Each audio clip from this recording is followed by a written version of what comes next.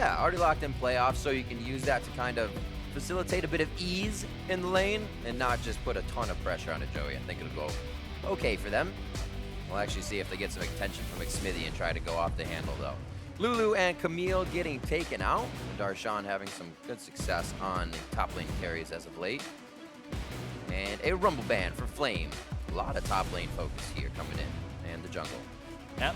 I would expect the Malzahar first pick because the Lulu's banned away, but Karma, also a fantastic pick here for the support position. And it's kind of been away from what Olleh was playing originally with the Morgana and the Nami. But Karma seems to be definitely in his wheelhouse and pretty much considered the second best support right behind the fact that Lulu's off the table. Yeah, actually, it's Caitlyn. Caitlyn was one of the ones Aphrooo's been playing, so this is going to feel good for him to at least be on something for the past few weeks. He has had some games on. Xmithie gets the Gragas, so a good few power picks there side of Counter Logic Gaming. Immortals, not too bad as well, rounding out a composition with a good amount of tank and safety already. The damage to come through soon. Yeah, saving their AD carry pick for later. The Caitlyn picked up, but they decide to go for a big tank here in the top lane. And they go with Darshan's clean Lee Sin up against the Gragas. So this is kind of like comfort here for both junglers. It's interesting because Dardoch was saying that there was a call for him to play a different champion in Champion Select. And previously, in the last time that they had that game 3 and up against Cloud9, and instead, he's like, I really want to play Lee Sin here. And they let him do it. His team said, okay, you know what? We believe in you. And it really helped him untilt from that. So he's going to start the series off with the Lee Sin pick here, saying it's the best pick to help him take over the game, maybe even punish that bottom lane. We all need a team that gets behind Dardoch, like Dardoch's team. We all have had games like that. So Fiora gets locked in for Darshan on the top side. Another way he can create pressure besides the Camille, maybe take a little bit of a love away from Aphromoo and Joey, and pull Dardoch to that top lane. Make sure that Aphromoo and Joey can have an easy farm out lane. Already have the Caitlyn. Just pick something to sustain and stay on the backside and keep it even easier. Second phase of bans come through. Huhi gets hit along with Cody Sun. No stun bot from the AD carry Ash. And it's only that too. So the Syndra on the table taken off. And with the AD carries kind of moderately pinched, you still see Jhin. You'll still see Varus, something that also gets played. More of an attack speed build now.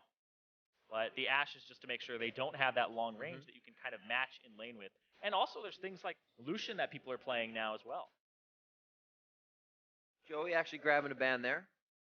Zyra as well. I thought they might have gone to Huhi for one more, but they do give respect to a level of play that he can bring to the table. So the Janna comes in. Safety for the side of Counter Logic Gaming if Dardoch or any of the team were to get in. Yeah, I like the Janna here for comfort for Joey in his solo queue. It's not his most played, but it is his highest win rate champion. Yep. And Janna always kind of has that in solo queue. We'll see how that transitions, though, into professional play for Joey. That comfort on that champion. I mean, that's a pretty strong lane when you have that bully potential. Giving her the shield, giving Aphromoo the shield to have that extra attack damage. And nice Taliyah for Pobelter. I'm loving that. Taliyah is a champion that we've been seeing a little bit in the LCK. People will pull it out whenever it's a comfort pick for them. And this is blind as well for the Taliyah. And it's super interesting because this champion... Okay, I'll finish my Taliyah point and move on to this next one because Taliyah, I feel like this is very risky because there are some counters to it that you can play. But I'm glad we're seeing it now. But the Warwick cover there, it's a shout out to Stixxay. It was his favorite champion and he would cover it every game. So Joey, give him one for his homeboy in the hospital right now. That was very nice. A favorite champion of Stixxay throughout the past. But we have the Ahri locked in now. That is going to be Huhi's in the mid lane. He still gets himself a damage dealer that can also control and get a good roam on. As we know, Huhi loves to get out of that mid lane. Up against Pobelter's Taliyah. Haven't seen it in too long, but we know he can play it quite well and always has a good eye for separating the fight and being able to get the team into an advantageous position. Yeah, interesting thing here for Immortals composition is it's really low damage unless Pobelter takes over the early game and Cody Sun gets some time to scale up. But then Counter Logic Gaming just has a very effective range. They have dive potential with the Ahri for Huhi. They have split push with having Darshan. And they also have just a good front-to-back team fighting here where it's hard to reach that backline with the Janna. And the Gragas will also provide disengage. So getting the engage onto the Caitlyn is pretty much going to require the Nautilus or the Lee Sin from Immortals to really get in there and get in there quick and deal enough damage to blow up the Caitlyn. Hermes and Zix makes their way off the stage. The final words given to the players here. Your final words on Twitter for game one. Hashtag IMT win, hashtag CLG win. You can obviously tweet after that. But get your votes in. We'll show those on screen. And I believe some of the final words over the side of CLG is kind of, don't allow the pressure to get to you. It's on the stage. Joey has actually looked super calm throughout the studio today. In and out, smile on his face, even after a very long trip. And we're gonna see how this jumble for Counter Logic Gaming here in week 9 plays out towards the end of the split. Have to remember that playoff spot for them is locked in. Immortals is fighting to get that playoff spot still. And even after this win, they'll have to fight again. Yep. Currently, Immortals are 7-9 in their match wins. And Dignitas is the team that they play next, who is sitting at 8 wins and 9 losses. They would have head-to-head against Dignitas. So the match tomorrow, if Immortals win that, they're in playoffs, and Dignitas, believe, would be out pending what happens with the FlyQuest match. FlyQuest is the other team right now that is sitting at 8 wins, 9 losses, but they play Team Liquid. So you have to take all those things into consideration here. If Counter Logic Gaming lose this match to Immortals, that means that there's a possibility that FlyQuest could be the ones who are left on the outside looking in. Like riding a bike, Zirene. Yeah, there's like a whole... He's like... back at it. He's like, I remember this. Yeah. For some context as well, we looked up when Aphromu's last AD carry game was professionally, and it was November 30th, 2012 with Team Fear, and the last team that he played against was Team Meat Playground, which was Pobelter's team. So he makes his debut the way that it ended on AD carry against Pobelter. There you go. It shows you just how long these guys have actually been in it for the long haul. They've seen it all. Been around for, that's 4.5 years ago. Yeah. Getting old, Riv. Nope, unaged. Yeah, you've stayed the same. Just a hair degree of the changes. Assistance to Raptors here for Dardoch to start things off. It looks like an orb of deception over the wall for Xmithie. You get a little bit more love for his Raptors. But knowledge to now where the junglers have started is to both teams. Yeah, and Gragas gets to do this and be incredibly healthy. Actually clears it faster than Dardoch does, even with the assistance of Taliyah, because the AoE abilities really help you out level 1. And so the route's just a tiny bit faster, but it's interesting because Xmithie is not doing a clear on his left side of the jungle. He is going for a Raptors to the right side. So this will mean that he either has to double back for his red buff. Whew, there's a lot of damage here on the Aphromoo, or he has to go to the other side. Missed timing on the shield. Not much Joey could do. Good auto attacks back, though, as he's still trying to trade. You see those potions. I should say biscuits chucked quite quick on the side of Aphromoo. This gives dominance to the lane of IMT here. What we expected as these two get situated with playing together. Yeah. Pushed out a lane very quickly. The Karma will do that. That's why Karma is considered by most pros to be the second best, because her wave clear, her mantra Q, even on just caster minions, gets you level 2 shove advantage automatically. So Joey will have to deal with that, and so will Aphromoo in this role. Oh, Dardoch looking for the punish top. Xmithie's on the opposite side, and this is a very shoved up Darshan. Here he has the dash. Got the slow. Level 2, forces the flash out. Doesn't apply. Nope. Sonic Wave denied out. Aphromoo has to play a little bit careful now. Top side is kind of warded out. Scuttle control as well, so it might be a return here for Dardoch. A little more breathing room for CLG to get back to mid lane. It might just be time for Cody Sun and Olleh again to get those auto attacks in behind the minions. It seems like Cody Sun's doing his best to not push that wave and give him enough time to keep auto attacking and mystic shotting Aphromoo and Joey all the time. Yeah, you have this bottom lane that can keep fishing for skill shots here between the Karma and the Ezreal. You can separate them so they don't get hit by Piltover Peacemakers. Don't stand on the minion wave as well, because then the Piltover Peacemaker will hit the wave, clear the wave, do damage to it, and hit your champion, which is kind of what Caitlyn really wants to do early, is to shove out. But they're playing incredibly defensive, and look at that. Those are just landing. It is quite brutal. It gets annoying, too. You want to walk up for a shot, you're always taking damage. And then next time you do walk up to take one, it could be a jungler in the brush. Lucky enough, Dardoch still hovering around that top side as CLG has spent most of their time below half HP in the bottom. He doesn't have flash. Yeah, there's the return. They were waiting for it. Flash isn't even near a quarter. This is interesting as Maybe well. come back again. The fact that Dardoch kept going top lane, decided not to pick on that bottom lane because it's completely shoved in. So what Immortals are doing is they're saying, we'll just win bottom lane, we'll keep them underneath their turret. This is not a gankable lane, but it's one that we'll get a CS advantage in and slowly push them out of. It's a diveable lane, but that has higher risk that if you continue to gank that top lane Fiora after getting the flash. So good play by Dardoch to continue to gank that lane. You can see how fast they went back towards that flash. Darshan calling for the referee to start things off. And Dardoch and the team saw that he didn't get Camille because of the bans, so he took Fiora, and they said, all right, let's continue to create the pressure up there on Darshan so he can't. One kill towards him already, and we'll see what this issue is and get it situated. So far, Darshan has been pushed up in that lane on Flame, trying to add the pressure, and he got Dardoch's love.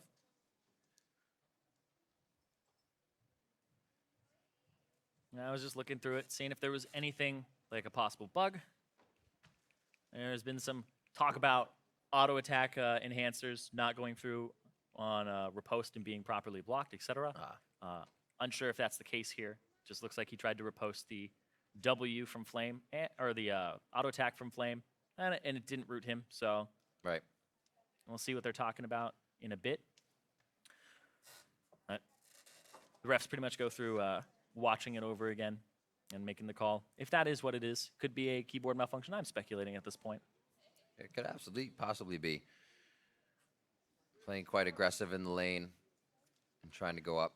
Yeah, so what they're checking is the auto attack from the Nautilus will apply the root, and what it did for Darshan is it put the root on cooldown for him, and he tried to use riposte. He didn't get rooted, but he didn't return a stun, whereas Fiora riposte will normally return effects like that. They're seeing if that is the intended reaction or interaction. Right. Because there are some funny ones. For example, Fiora versus Kennen, you can never return a stun versus Kennen. Because the way that one works is you have to take damage, which then applies a mark, which then when you have 3 of them, stuns. So she blocks the damage, she doesn't take damage, then she doesn't get a mark, so she wasn't going to get stunned. Right. So she'll sit on 2 marks, and then as soon as she's done riposting, then you stun her again. So there's some interactions like that where the riposte isn't blocking a CC, but if it's blocking the damage, it doesn't get CC'd, so it's kind of strange. So they're checking. We'll see what that is. But it was definitely one that if he had stunned Flame, it would have helped him out a whole bunch. Maybe getting a flash out of Flame to follow, but he didn't have flash himself and was kind of dead to rights there. It was a difficult play to see in the beginning. We do have readies on the screen to see if we'll be flying back in. It was Xmithie heading towards that top side, so he almost timed this as well to be up there for the return. Just probably not expecting that Dardoch would have done it so quick. We saw Dardoch almost back maybe twice in that lane to go and give himself a different situation to go for, but continued, got that kill onto Darshan, and we'll see if this one plays through as we head back into game. Yep. Apparently it's ruled that you continue playing. And we'll see, because that can do stuff to Fiora players where they're like, oh man, it should have worked this way. Even if it isn't the intended reaction, or if it is the intended reaction, they're kind of like, man, that just doesn't feel like how it should go. So we'll see how Darshan is able to handle that. We'll see it again here. Because he goes for the auto attack right there. Darshan doesn't get rooted, but doesn't even return a stun in return. And if he returns the stun, he may have a chance to get away there. But Flame still has flash, Dardoch still has flash, and may have still been a distance that could be close. But they continue to play on it, so we'll see. Yeah, Counter Logic Gaming. The map is kind of going bad for them all over the place. Bottom lane, almost dead here. They're gonna have to back off this turret. It's not like riding a bike, Riv. Yeah. Aphromoo, seems like maybe the training wheels are needed at least once. I mean, you get told at 4 a.m. you're swapping roles. It's not the easiest thing to cope with. Yeah. It's all right. Sometimes you just realize it's a flat tire. You got to get it.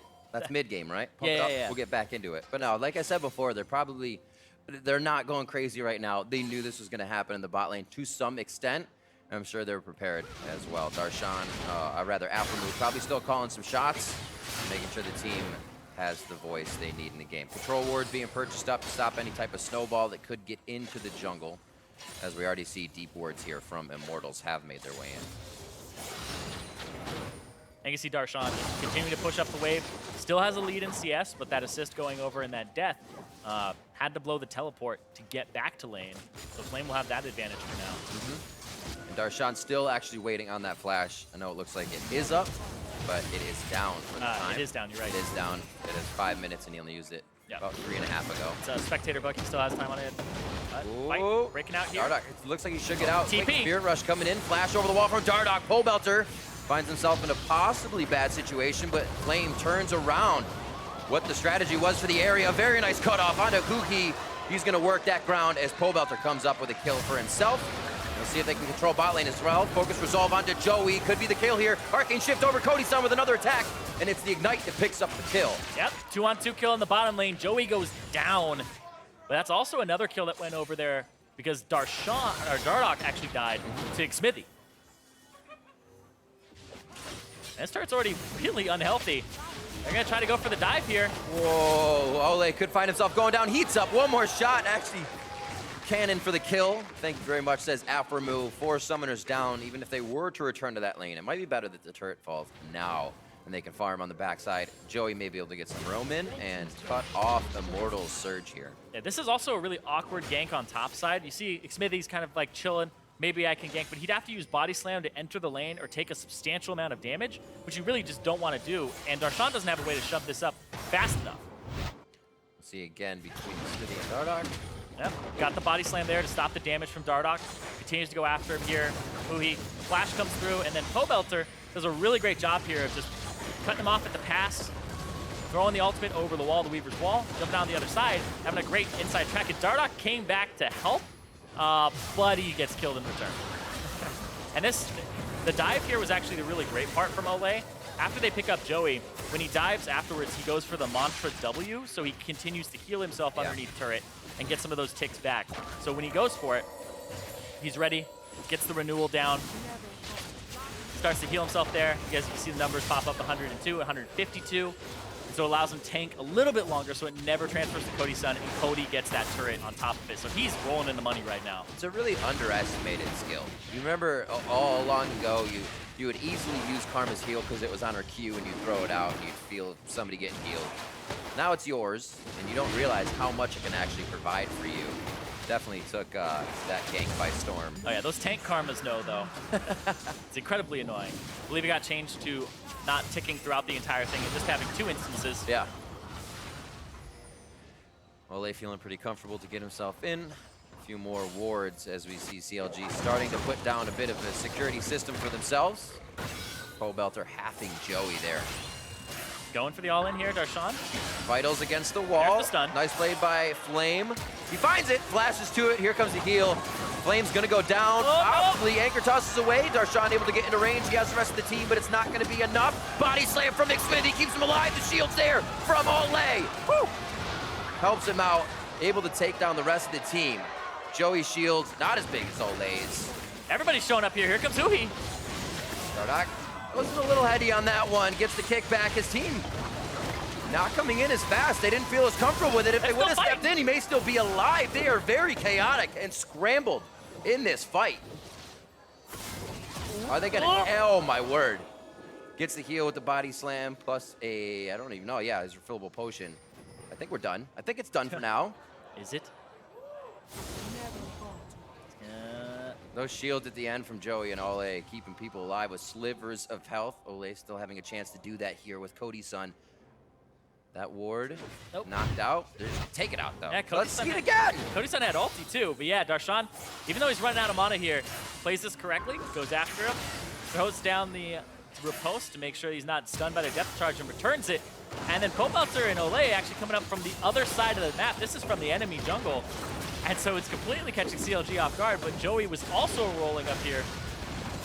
And then that was a really, really clutch Q there from Pobelter. Just actually went straight through. Dreaded volley, up to its name, whereas Huhi now finally gets over here. And Cody Sun actually walked from the bottom lane after he pushed it up. So by the very end of it, we just had Ezreal, who had gone on an exploring adventure, to now be in the top lane. Might be a good tactic for CLG. Keep the chaos going on Immortal side. They kind of want to play a structured game. Get their turrets down. CLG keeps forcing these fights as they come up to the turret. And we may have another one. This one from Dardoch, though. He's going to be routing around back of the red buff. Some jungle fun. A lot of damage there for the Gragas. Going for the Runic Echoes first. Gragas does a deceptive amount of damage at one item. Hold on, this is going to get spicy. Whoa, Joey getting caught out towards the top side. Pobelter will be dropped by Huhi, so the 1-for-1. Looks like Pobelter tried to use a cleanse on that one as well to get the upper hand in the fight, so Summoner down for him. Ignite used for Huhi. Yeah, trying to get that Ignite off. Cleanse will remove all Summoner spells from you. Exhaust, Ignite. We'll try to do that, make sure he doesn't take much damage. And now, Immortals, they're going to have to clean the middle lane up of minions. Flame will just stay and do that, but the top lane, they're trying to shove in. They're still trying to punish Aphromoo and Joey. Push this lane in.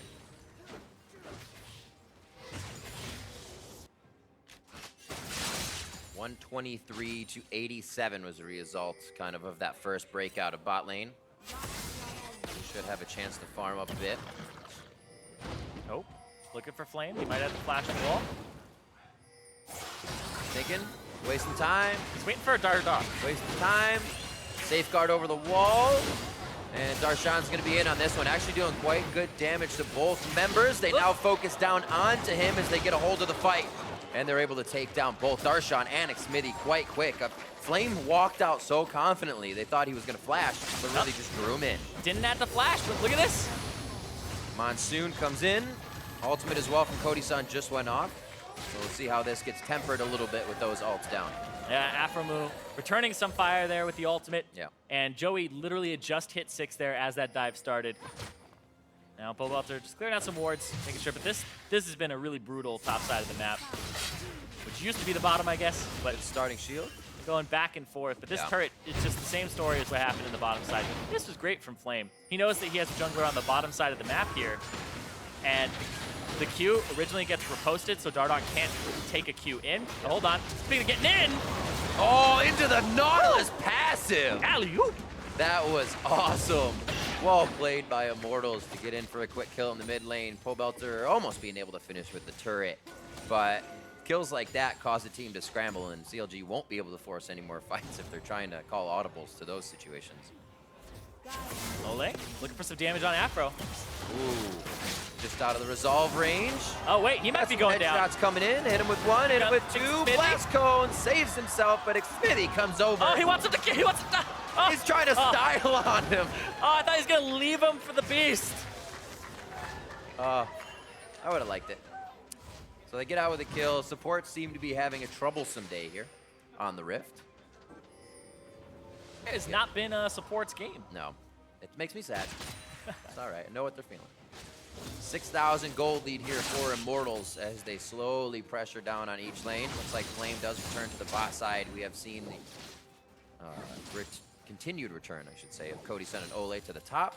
And really, Pobelter has just been here with Weaver's Wall whenever the fight begins, or he may be necessary. Him and Huhi have kind of just been going at it pretty even in the mid lane. Yeah, and it's coming down to a lot of those roams. And I talked about it right after Champion Select about the compositions. Immortals is rather low damage unless they get Pobelter and Cody Sun off the ground. Yep. And it's definitely happened. Ezreal, Cody Sun has a large CS advantage for himself. Pobelter 3-1 and 2, doing very well in this middle lane. But also Dardoch, building a bit of damage for himself, the Hex Drinker coming through. So this composition, quite scary, definitely ahead of the curve right now. And so they can snowball this to a victory. Whereas Counterlogic Gaming, they kind of need to wait for Darshan, get 2 items, 3 items, and start split pushing.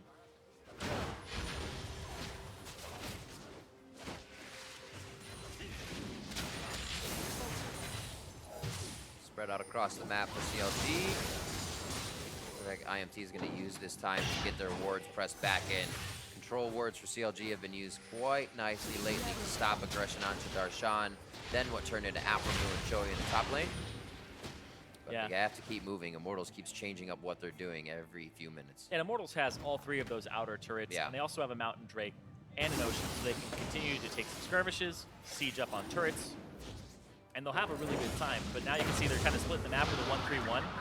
They'll put their bottom lane and their jungler towards the middle, take control of both sides of the jungle, both quadrants with wards, and then they'll have Pobelter on the top with a semi-global with the Weaver's Wall, and then they'll have Flame on the bottom side to shove in and use his teleport. And I want to talk about Immortals 15 minutes because in the second half of the split, weeks 5 through 9, Immortals is actually the best team at 15-minute gold advantages. Their gold difference at 15 on average is 1,525 gold up. And the next highest average of 15 in the second half of the split is only 600 up for Phoenix 1. So Immortals, they aren't just smashing the early game against a team like Counterlogic Gaming, they're actually smashing the early game in the second half of the split more than any other team.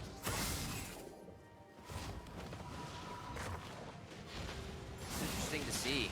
You know, as we kind of said, I believe, on the desk before, you look at the bot lane, was that a weak point of Immortals when they're actually going quite even and allowing Dardoch to do things in the jungle. Dardoch would have had bad games, but the team picks it up in another spot, and they have those strong early games. Flame can usually win those advantages, small by mechanical-wise. So it is interesting that it's kind of a hidden reason they have all of these advantages towards 15, and they're not just big dragon fights, fights in mid, turret taking. Yeah, and we had looked at like the CSD for Immortals bottom lane at 15 minutes was about 12 to 13 up, but then their gold advantage was about 700, so they're about half of the advantage that you would accrue at 15 minutes for the Immortals team. And right now, that Trinity Force coming through already for Cody Sun, 17 minutes on top of his Manamune. So this guy is just raking in the cash right now. Up 50 CS right now, or 40 CS. Can't do math on stream ever. But yes, he's up 40. Oh, wait, did I do it wrong again? I did it. I did it wrong again. What is my brain doing? I was right the first time.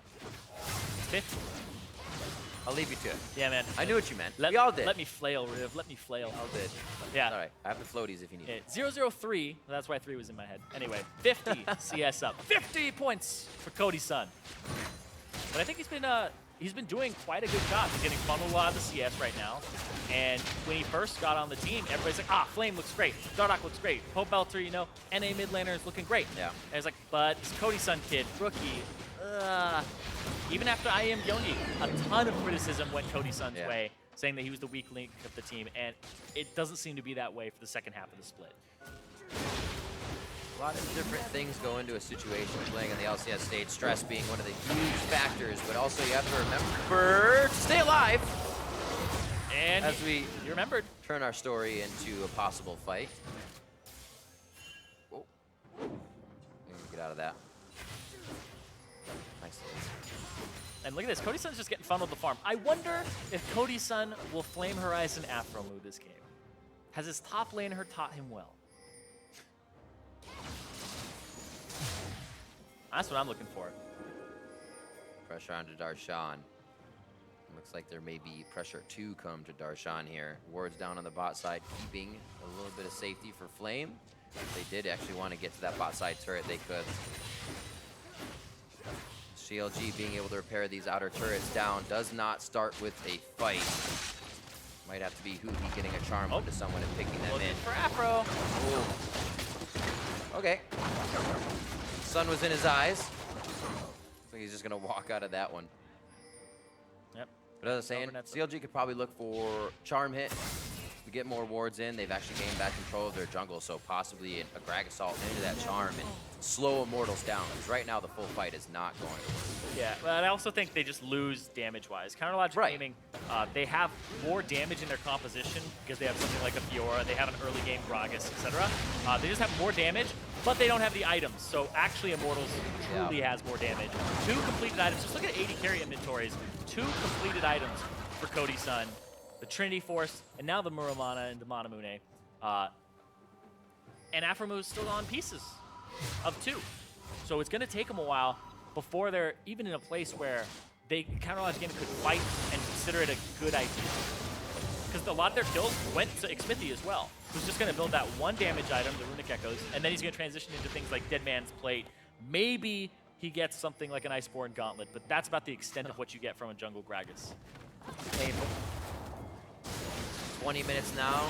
Muramana finished up for Cody Sun, as we were talking about him earlier. In those situations that you always have to either learn a new champion or actually work on CSing for a moment. It's not just they can fix one thing. A player may have a few things in line before they get to that. Hey, this needs to be fixed. We've actually heard teams talk about it before. We know what we're doing wrong, but we're actually working on facilitating this problem before tackling that. It's an interesting concept, but you can't overwhelm yourself. Here, Immortals starting to overwhelm Counter Logic, gaining more objectives in their favor. And this one's going to be another Ocean Drake. These guys will be able to stay out and play forever on Rift. Yeah, gotta work on one thing at a time, like you said. Yeah. So Immortals, they worked on that bottom lane turret. They got it. They're at 4 now. And now they have 2 Ocean Drakes, can stay out for a very long time and continue to siege. And still, I'm checking the gold here for Aphromoo. He can get the Infinity Edge, but don't know if he wants to go for the full completion on the Runaan's first. It looks like he's going for Zeal into IE, which is fine. But then you look at Cody Sun, and he's getting pretty close to 3 items. It's up about 2,700 gold, which is more than the cost of a Runaan's Hurricane, which is 2,600. He's up about a full item right now.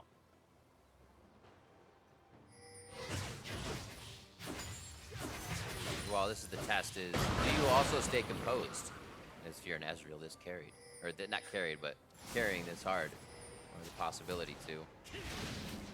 Keep that flash, keep that arcane shift for the backwards.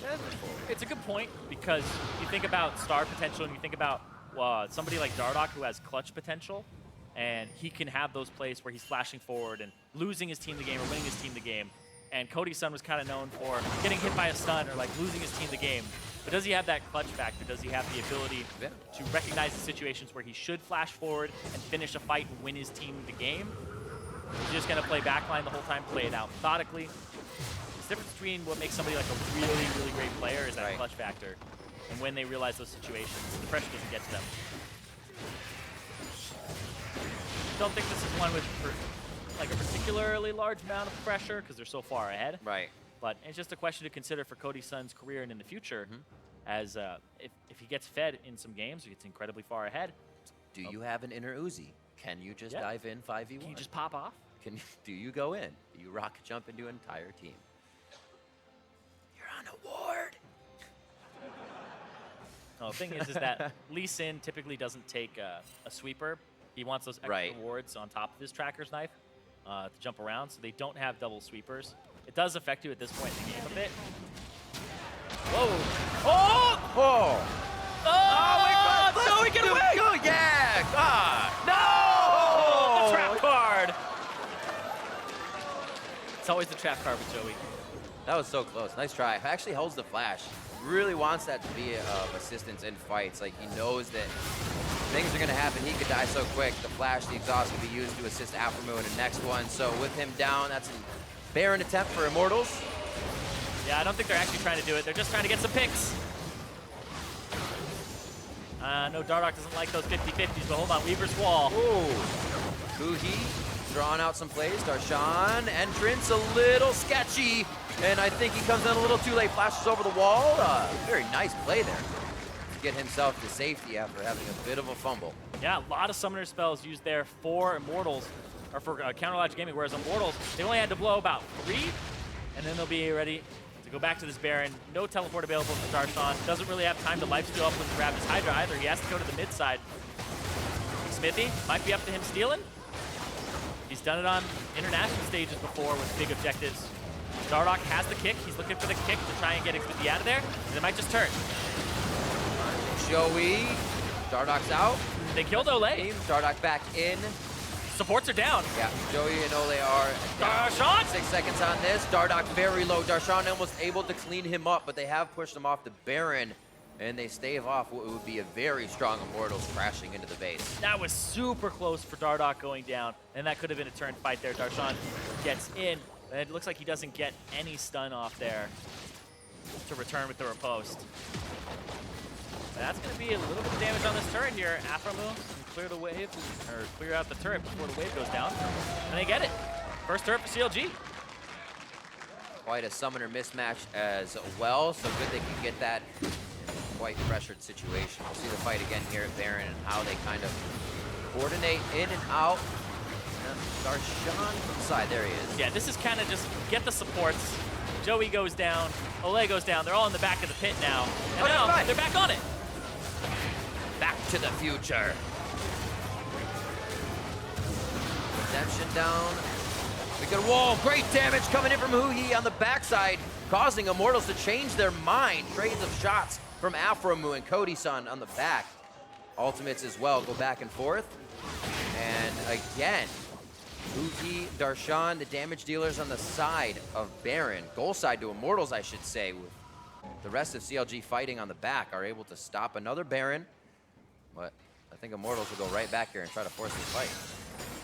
Yeah, they can keep going back to it over and over again. They have the ward control there. If they go do Ocean Drake, then they give up a little bit of that ward control, and we'll have to reestablish it.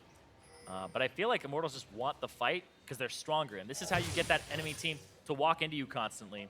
And back when Darshan almost killed Dardoch there, it looked like another riposte that he W'd the auto attack from Flame, and it wasn't a stun, it just returned damage. So Dardoch got to continue moving after.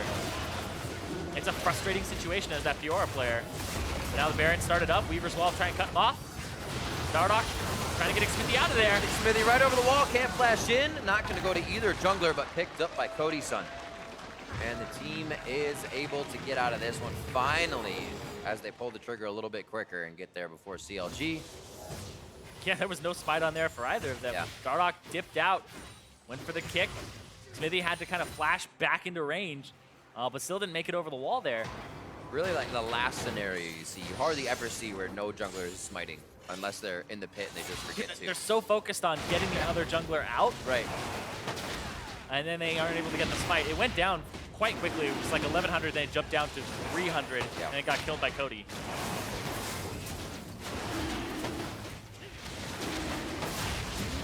So as guessed, vision fading a little bit there for Immortals around Baron, as they did go for the Drake once again. Third Ocean of the game, so we'll get no more Ocean Drakes. 3 of a kind only. As I look at the levels in this game, there actually isn't much of a disparity here. It's 15 for top laners, 13 for junglers, 15 for mid laners, but then only really the bottom side. Olleh hits 11, as Joey's still 9. And this is the lane that was getting smashed pretty hard, but this 60 CS advantage for Cody Sun has not grown much more, as Aphromoo was hit 2 items for a spike. And as these teams start powering up, this is a large gold advantage, but hold on, could be a fight. Shot back, Cody Sun's the focus. Redemption goes down, I believe, for Immortals. That was going to be actually a CLG's. That's Joey's Redemption. Whew. And Immortals head out of this one. That's right. See Olleh with the Ardent Sensor, so no redemption for them yet. Flame to the top side, and a great preventative fight from Immortals to especially not have Flame in it. Yeah, it was a really good explosive cast from Xmithie. That could have been those 2 main damage, those of Pobelter and Cody Sun going down. Damage got split a little bit between them, and Pobelter and Cody Sun both having to blow the flash off of that. So that's exactly what you want to see from a Gragas explosive cast. Maybe a little bit more damage behind it. Flame Great just Weaver's Wall. eating up the cupcakes. Aphromoo can't even get forward to take the shots. Like you said, the wall disengaging the rest of the team. Yeah, when everybody's playing scared and back like that, you just cut it off there through the inhibitor or through the turret, and they can't really position onto it, and that's the inhibitor down. IMT looks to play it safe. They don't want to push themselves too far into this. Looks like they may have a bit more Baron buff to use. They get to that bot lane fast. The ping just came down.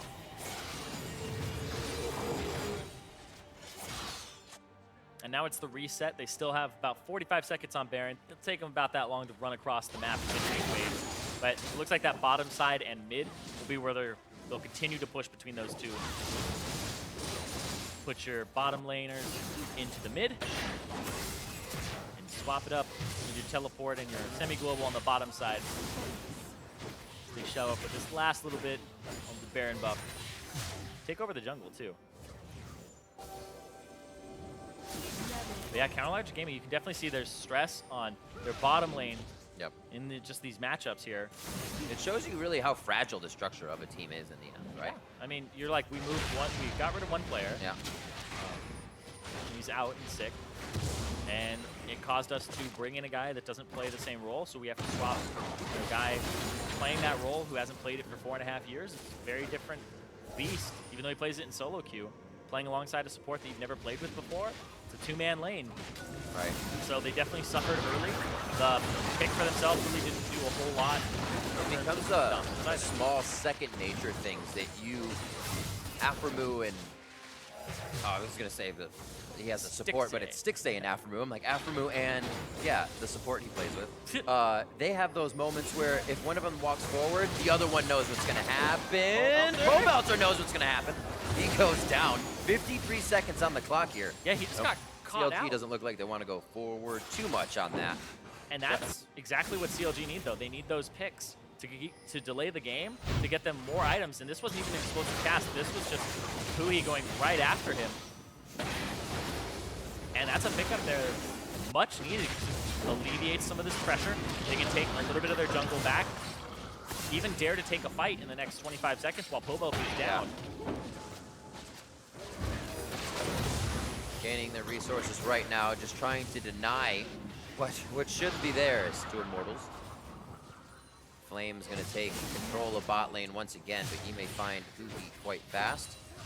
The last few kills have allowed Huhi to get some penetration in that build, so it's really starting to hurt if he can stay in the face of these squishies. And Huhi has been quite good for the majority of the split, I would say. He's a guy who got a lot of flack last year for CounterLogic Gaming.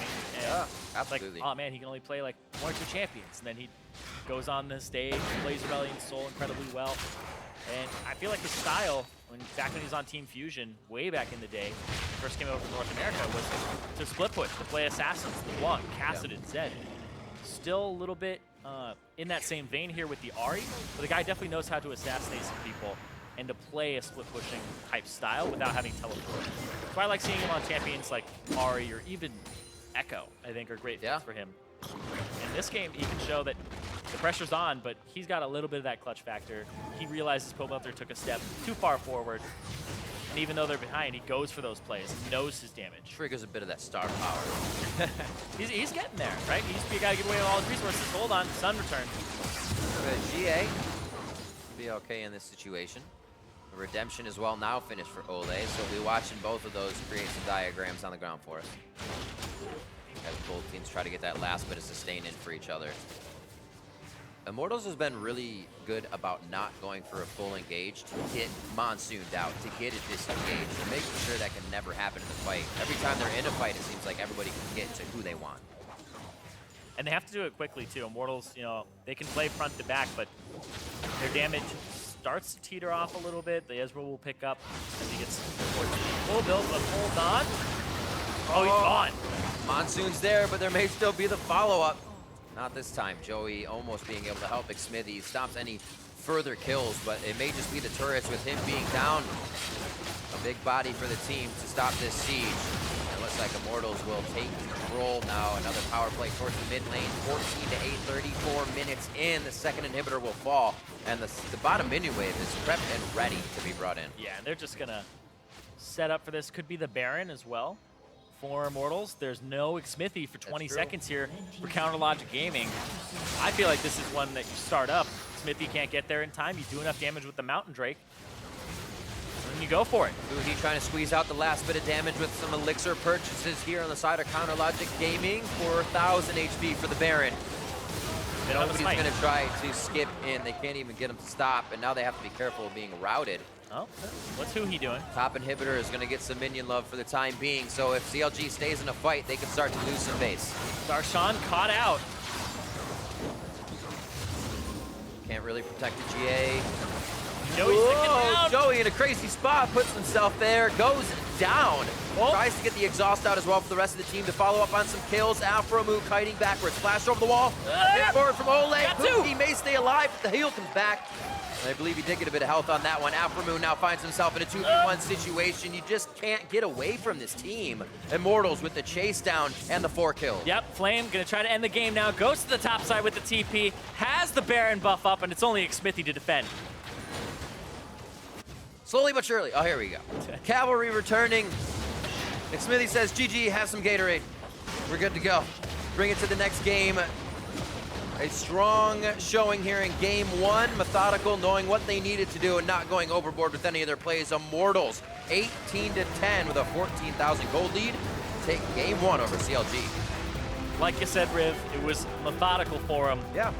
They knew that they would have that bottom lane advantage with the matchup, continued to shove Joey and Aphromoo in, took no mercy on that bottom lane, made sure that that was the lane that was getting shoved. They got that turret by themselves. Dardoch camped for top and shut down the Fiora, so they didn't have to worry about a split push threat. And the game plan from Immortals looked on point there. It was executed well. Yeah, absolutely. The Karma Ezreal on the bot lane, not farming the waves too hard, and making sure they always had Aphromoo and Joey at the halfway point of the lane, hitting them with Mystic shots, hitting them with Soul Flares, Inner Flames, and really able to control that lane. Top side, Dardoch said, okay, they're going to take a Fiora. We banned out that Camille. Darshan wants to try and carry. We'll shut that down early, too. Yeah, and that's exactly what you need to do. It was a repeat gank after the flash was blown, and then it really was just kind of downhill for there. Darshan ends the game 1-5-1, most deaths, second most deaths on his team. And call out Joey for a second. 0-6-4. I mean, the guy barely got any sleep. He has to come in and play his first professional game. Most of those kills were kind of the wandering ones where you're like, hey, I'm going to ward. You second guess and you say, maybe someone's in that bush, I'm going to ward. In the LCS, when you say maybe to yourself, you have to just say yes. And you either call for help or you ward from over a wall or you length sweep at that point, because it's always going to be the situation where you go down. Yeah, they got killed in lane, got killed while roaming, got killed while trying to ward. And once that advantage is given up, then the enemy team controls the whole game and you don't get a chance to ward.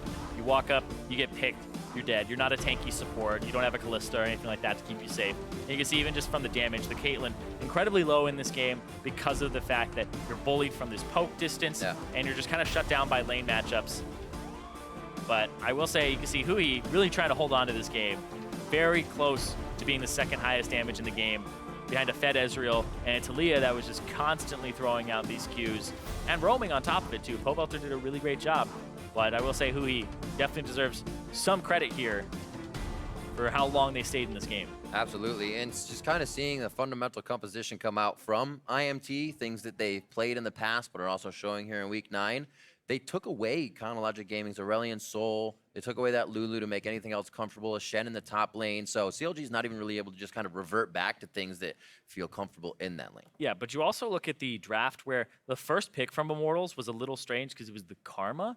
And you're like, okay, is that really like first pickable over a Malzahar? But if you think about the way that the lane goes, this was a plan to just shove the bottom lane in the whole game. So no matter how the draft went from there, it was like Karma will push the wave, will constantly keep them under their turret. The next thing that Immortals banned, like you said, Aurelion Sol, Zyra, something that could possibly match the shove of the Karma with the plants and the harass. So they made sure that they had a winning bottom lane, and they kind of pushed Joey off of champions that would have any effect on the lane except to keep Aphromoo safe. So they kind of had to take the brunt of what was going on there from Immortals, and it was set up from the get-go. I think looking at this, we'll probably see the Lulu banned out next game. Joey playing the Janna this time may actually kind of favor the Karma in the next game, having the shields, giving a little more speed up and utility for the rest of the team to control the fight a little bit better.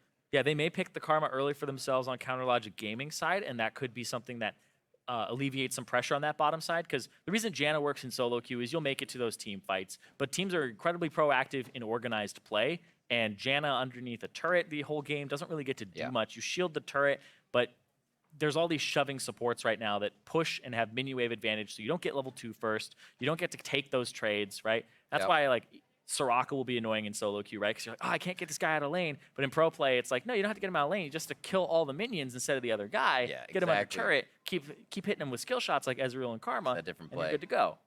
All right, well, we are going into game 2, but we have to take a quick break. I'm so sorry. When we return, it's game 2 between CLG and